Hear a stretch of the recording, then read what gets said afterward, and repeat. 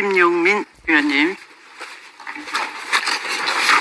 네, 남양주병 김용민입니다. 우리 법원 행정처장님, 예. 뭐 다른 분들 마찬가지지만 이번 국감은 내란의 실체를 확인하고 그것을 어떻게 청산할 것인가, 그리고 제도개혁을 어떻게 이끌어낼 것인가의 국감입니다.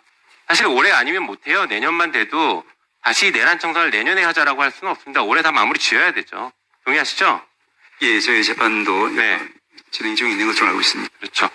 자, 그런데 사람들이 궁금해합니다. 조희대 대법원이 5월 1일 날 전원합의체 판결을 서두른 이유가 도대체 뭘까? 왜 갑자기 저렇게 나왔을까? 대선에 개입하려는 고의가 진짜 없었던 것일까에 대해서 여전히 의문입니다. 그래서 전체 큰 그림을 봐야 됩니다. 큰 그림을 한번 같이 보시죠. 자, 12.3 내란의 목적은 왼쪽에서 보시는 것처럼 독재를 완성시키는 것입니다. 독재를 완성시키기 위해서 정적을 제거해야 되고, 독재를 완성시키고 그 다음에 무엇을 하느냐? 개헌을 합니다. 개헌 다음에 뭐 하느냐? 간선제로 바꿔서 윤석열 대통령 더하고 나중에 김건희 대통령 만들겠죠. 자, 그리고 정적 제거는 어떻게 하느냐? 부정선거론을 끊임없이 들고 나옵니다. 그러면서 정적의 대표격인 이재명 대통령을 당시 당대표를 제거하려고 합니다. 어떻게? A급 수거 대상으로 제거를 하고 혹은 사법살인을 하려고 합니다. 이게 지금은 허황된 것처럼 보이지만 상당히 많은 증거들이 드러났습니다. 하나씩 보시죠. 자, 독재 완성 어떻게 해? 윤석열이 독재 완성을 위해서 계엄을 선포합니다. 자기가 영구 집권하려고 하는 거예요. 다음 보여주시죠. 그 다음에 개헌을 시도하려고 합니다. 최상목에게 보낸 저 문건에 보면은 국회를 해산시키고 비상입법기구를 만드는 것을 추진하는 것입니다. 국회 비상입법기구 만들어서 뭐 하겠습니까? 중요한 법들을 만들고 개헌까지 나가는 것이죠. 다음 보여주시죠. 그 다음엔 간선제를 도입해서 윤석열 3선하고 김건희 대통령 만들기 프로젝트 들어가는 겁니다. 이 노상원 수첩에 나오죠? 윤석열 3선 하겠다라는 거, 3선 집권이 노상원 수첩에 나옵니다. 다음 보여주시죠. 자, 봐요. 이게 허황된 얘기인 것 같지만, 자, 부정선거론이 바로 간선제로 가는 중요한 근거입니다. 직접 선거 맡겨놨더니 부정선거 하더라. 그러니 간접선거로 바꿔서 대통령 체육관 선거 하겠다. 비상입법기구 만들어서 만들겠다. 이렇게 가는 겁니다. 자, 정적 제거 어떻게 하는지 볼까요? 독재 완성 위해서 국회에 저렇게 개헌군 들어오지 않습니까? 이재명 당시 야당 대표를 포함해서 수많은 국회의원들 싹 다 잡아들이려고 했죠. 오늘 재판 중이죠. 다음 보여주시죠. 예, 부정선거론을 입증하기 위해서 선관위를 침탈합니다. 입증이 아니라 만들어내려고 했겠죠. 작두까지 만들어가지고 가져가서 손가락 절단해가면서 고문하려고 했습니다. 다음 보여주시죠. 자, 그렇게 해서 이재명 당시 이재명 대표를 제거하려고 했습니다. A급 수거 대상으로 물리적으로 제거를 하거나 혹은 그게 무리다 싶으면 사법살인을 하려고 한 겁니다. 다음 보여주시죠. A급 수거 대상으로 물리적 제거하려고 할 때 이런 식입니다.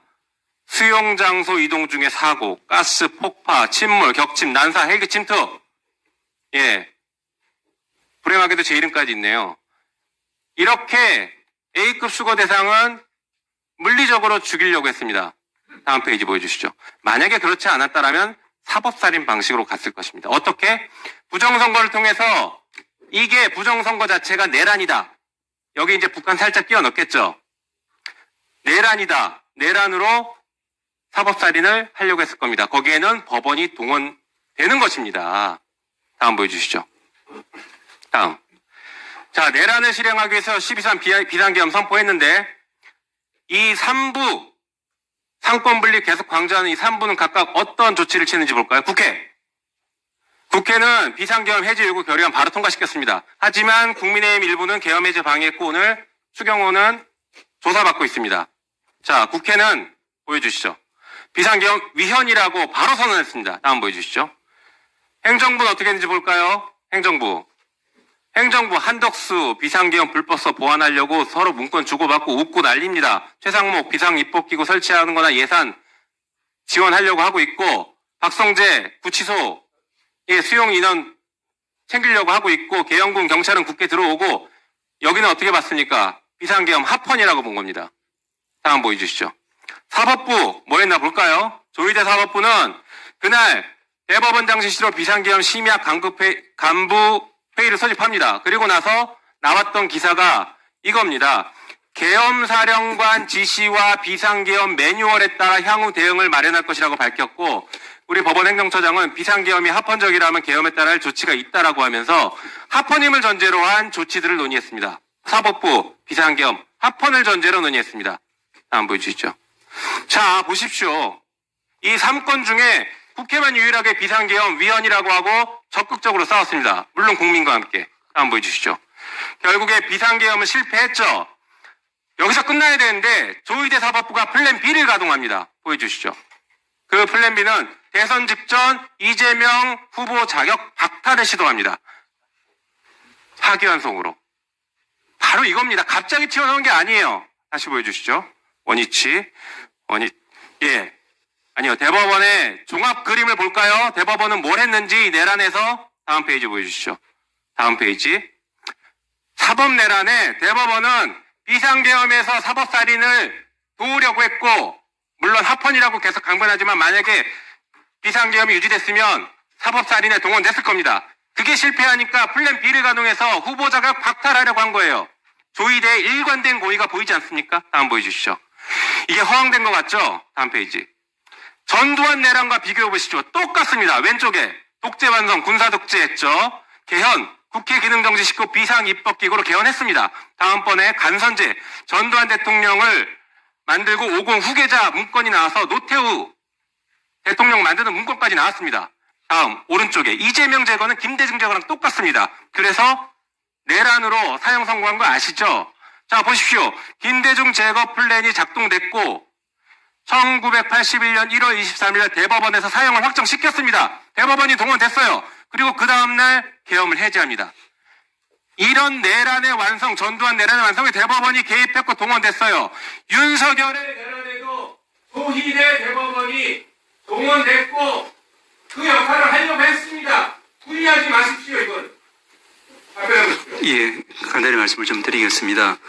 말씀하신 이제 부정선거 관련해서는 이제 제가 청구를 기각하고 저도 이제 공격을 많이 받은 입장에서 제가 알고 있는 사실만을 말씀드리겠습니다. 아까 12월 4일 날 12시 20분에 이제 연합뉴스 기사 이 부분이 도대체 어떻게 나왔는지를 제가 이제 우리 공보관한테 다시 한번 물어봤습니다. 공보관 이야기로는 그때는 이제 검토 중에 있다 이런 이제 취지 이야기만 했지 이런 식으로 이제 이야기를 상세히 한 적이 없다는 건데 제가 기사 내용을 보니까 이렇게 되어 있습니다. 12시 20분에 이제 이 사장님, 그렇게 답변하신 게 아니라 사법부가 입법부처럼 위헌이라고 바로 선언했어야 된다는 걸 지적하는 겁니다. 그거 안 했죠? 예, 그 부분에 대해서 그런 말씀을 좀 드리겠습니다. 예.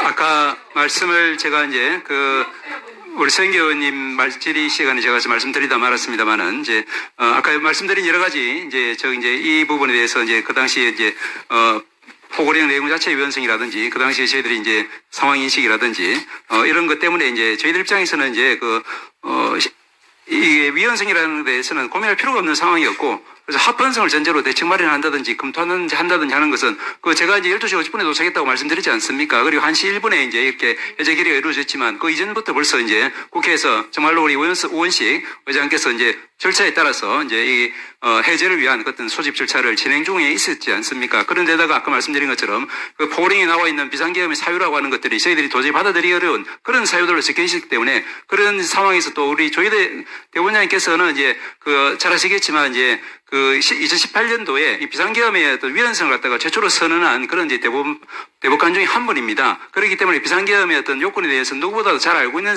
분이라서 그래서 이거는 위헌성이라는 지적을 해서 저희들은 사후적으로 이제 온 국민이 비상계엄 위헌이라고 해요. 하지만 비상계엄이 선포되고 진행되고 있을 때 용기 있게 얘기할 수 있냐를 물어본 겁니다. 그 용기 있게 얘기 못했으면 그 이후에 사후적으로 비상계엄 위헌이다. 지금은 다 얘기할 수 있어요. 그걸 부르는 게 아닙니다. 이제 위원님 조금만 더 말씀을 드리면 안 되겠습니까? 위원장님 조금만 더 부연해서 말씀을. 아니 저도 같은 취지의 질문입니다. 네, 같이 답변을 해보시기 바랍니다. 우선 이 내란을 성공시키려 한 세력 아직도 있습니다. 국회에도 있고 사법부에도 있고 검찰 안에도 있습니다. 그런데 지금 이 국정감사는 내란에 대한 책임 소재를 밝히고 또 정치적 추궁을 하고 차후의 재발 방지를 위한 여러 가지 제도 개선이라든가 개혁 조치 이런 걸 강구하는 국감입니다. 그러니까 당연히 내란을 성공시키려 했거나 방조했던 세력, 또 내란이 성공했더라면 기회와 출세를 보장받을 수 있었던 그런 위치에 있던 사람들은 이 국감을 방해를 하는 것이죠. 그래서 부딪히는 겁니다. 그래서 내란 극복이 참으로 힘든 겁니다. 바로 이 법사위원회의 국정감사가 그런 최전선이라 할 수 있습니다. 그래서 법사위원장에게 온갖 시비를 걸고 있는 중이죠. 네. 자, 그래서 국민의힘의 자, 포고령을 보시면 정당 정치활동 금지, 집회 시위 금지, 언론 출판 통제 위반자 처단한다. 이런 게 돼 있으니까 당연히 이 원초적으로 무효인 것이죠. 네. 그런데 이 자리에서 똑같은 이 피감기관으로 나온 며칠 전이에요. 서울고등법원장, 중앙지방법원장이 나란히 이렇게 얘기합니다. 내란죄의 재판의 신속성과 또 내란죄를 엄히 처벌함으로써 사법정의 회복을 여러 위원님들이 추궁을 하니까 아직 재판 중이므로 다툼의 여지가 있어서 답변 제한된다는 취지로 얘기하는 겁니다. 자, 법원행정처장님, 전두환 유죄 확정까지 몇 년 걸렸습니까? 오랜 시간이 걸렸습니다. 17년 걸렸어요. 그러면 그동안에 국민들은 무죄 추정 원칙 때문에 전두환 일당에 대해서 정치적 책임 추궁을 안 해야 맞는 겁니까? 그것이 국민적 정의감입니까? 답변해 보십시오. 그러면 거기에 국민들 입틀막 하는 것이 무죄 추정이니까 우리가 판단할 때까지 가만히 있어 하는 것이 법원의 자세입니까? 위원님 한 말씀만 지금 그게 맞는 자세입니까? 아닙니까? 예, 아니겠죠. 국민 공감을 얻을 수 없겠죠. 그러나 엊그저께 그랬단 말이에요. 그런데 법원 행정처장님도 그와 별로 다를 건 없습니다. 그러니까 이 12.12 전원합의체 판결로 스스로가 나중이지만 17년 만이지만 가만히 있다가 17년 만에 이 위헌 불법 계엄도 사법적 심사의 대상, 처벌의 대상이다 라는 걸 스스로 부정한 거예요. 사실 행동으로는 부정했어요. 아주 비겁한 겁니다. 왜? 한쪽 세력이 아직 살아있으니까요. 정권은 5년마다 바뀌니까요. 이젠 나한테 맞는 샴푸 골라